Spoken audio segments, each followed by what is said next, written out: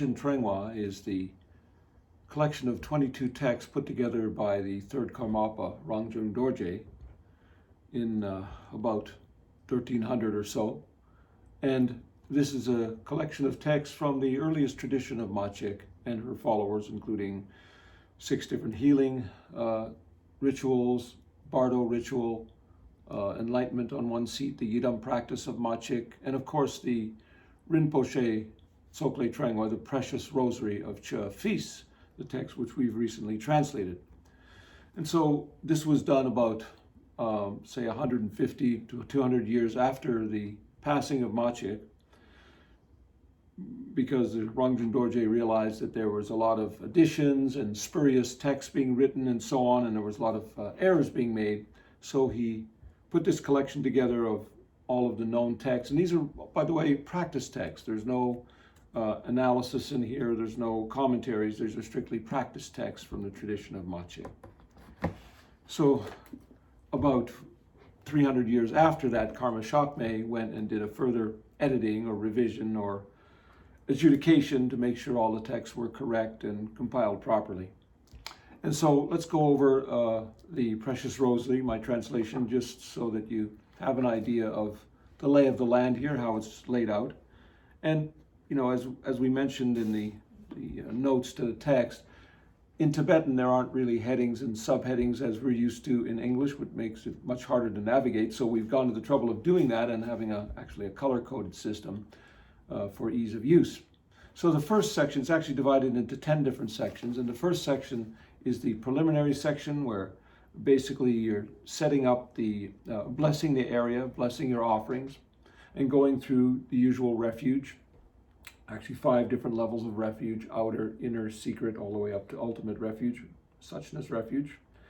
And also inviting the guests in a general way, or summoning the negative forces to make sure they're willing to be present during our ritual, during the meditation that we're going to perform.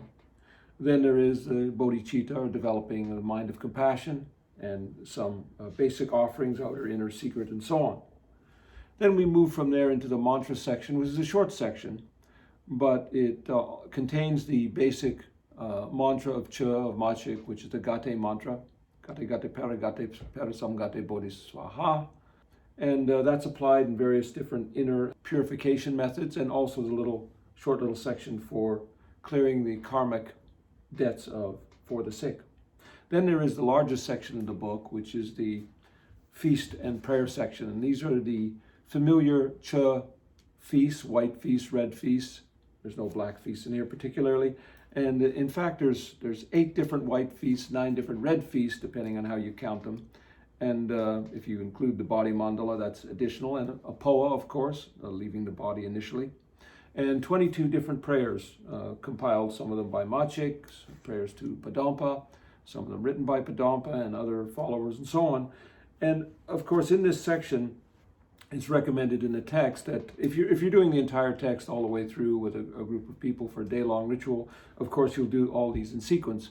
But if you're performing this on your own, you can feel free to mix and match, or do whichever feasts you like, 1 or 2 or more, or whichever prayers you like. Or you can use feasts that are not part of this section. There certainly are other feasts that are alluded to or described in other texts, and you can fit them in here as well. And this covers a full 50 pages of the text, so it's very, very extensive. That's the red section. Then we go on to the Gana chakra, or the feast itself, and that's the green section.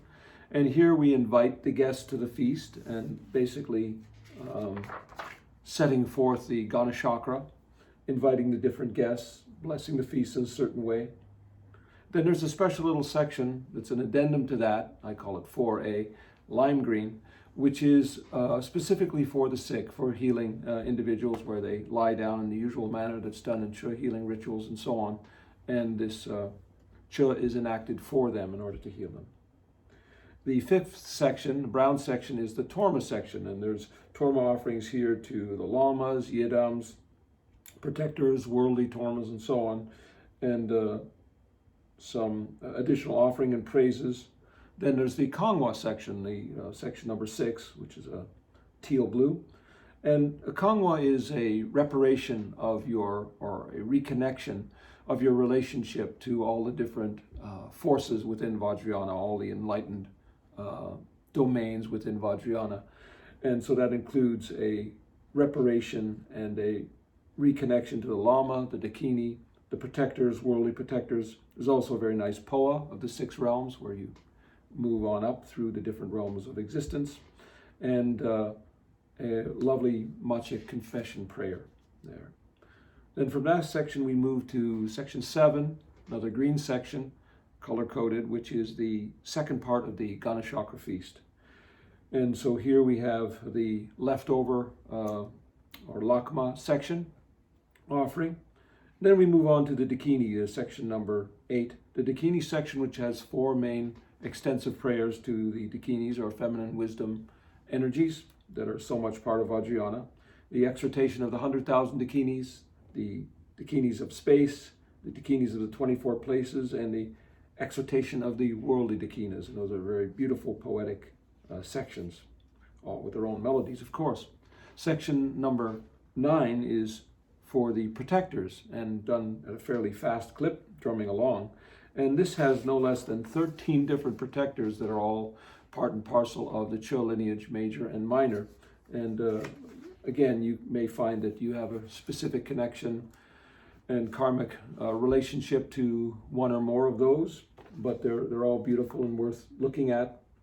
And one to point out here also is the protector Shanglon, who is actually the Norla, or the wealth deity of MaChik and her lineage. And this also is the main lineage protector of the Yutok system, or the medicinal Tantra. I didn't know about that, but Lama Nida pointed that out to me. And so we go through those, and then we have that's in dark blue.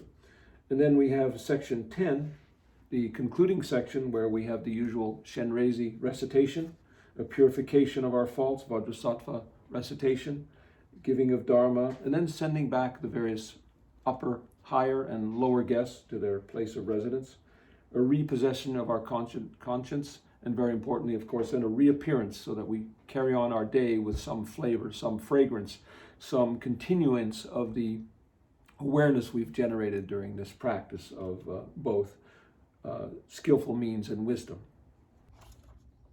Our final little prayer by Karma Chakme, and the Gate mantra of MaChik, some little notes from me, and finally our protector at the back, which is traditionally done as a way of sealing the text.